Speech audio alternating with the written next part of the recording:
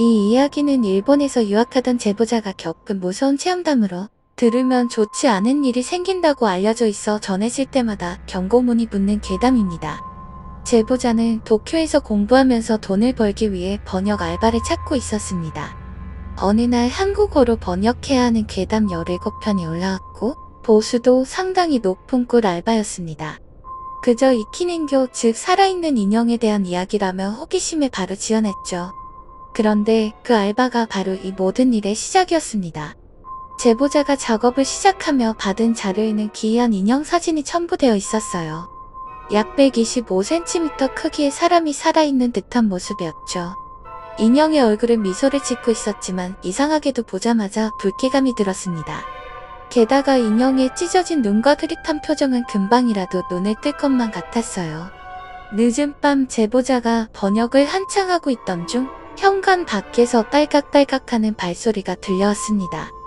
누군가가 집 앞을 서성이기라도 하는 듯 소리는 점점 가까워졌죠. 이상하게 여긴 제보자가 핏볼로 밖을 살펴보았더니 빨간 기모노를 입고 단발머리를 한 인형이 문 앞에 서 있는 게 보였습니다. 제보자는 너무 놀라 눈을 비볐지만 다시 보니 인형은 사라져 있었죠.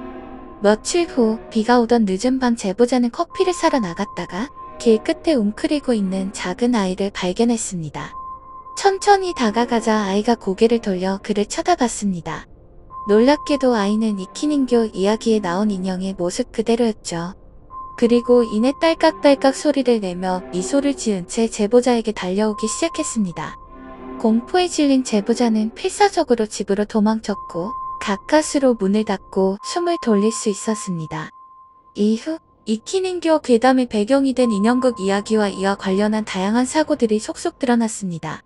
인형극에 참여했던 스태프들이 하나같이 오른쪽을 다치는 등 기이한 사고를 당했고 이 인형은 전쟁 중 폭격으로 오른팔과 오른다리를 잃고 숨진 소녀의 원혼이 씌인 것이라 했죠. 점점 심해지는 공포에 제보자는 결국 번역을 포기하기로 결심했습니다. 그런데 그날 밤 한국에 있던 언니로부터 어머니가 사고를 당했다는 소식을 들었습니다. 더 놀라운 것은 어머니의 부상 부위가 모두 오른쪽에 집중되어 있었다는 것이었습니다. 급히 한국으로 돌아온 제보자는 마침내 어머니를 만났지만 어머니는 자책하지 말라며 이랬고 제보자는 복잡한 마음으로 일본으로 돌아가던 중 가드레일에 부딪히며 전복 사고를 당하게 됩니다. 주변 사람들은 제보자 옆에 누군가가 타고 있었으며 살려달라고 손을 흔드는 것을 보았다고 증언했지만 사실 제보자는 혼자였죠. 그 이야기를 들은 제보자는 이키닝교 인형이 끝내 자신을 따라왔음을 깨달았습니다. 이후 심야괴담의 작가 역시 이 이야기를 준비하던 중 알 수 없는 일들을 겪었습니다. 자동차 오른쪽 바퀴가 갑자기 터질 뻔하고 노트북이 혼자 움직이는 등 기묘한 일이 계속 일어났다고 합니다. 이 이야기를 듣고 오른쪽에 이상이 생긴다면 혹시 저주가 전달된 것은 아닐까요?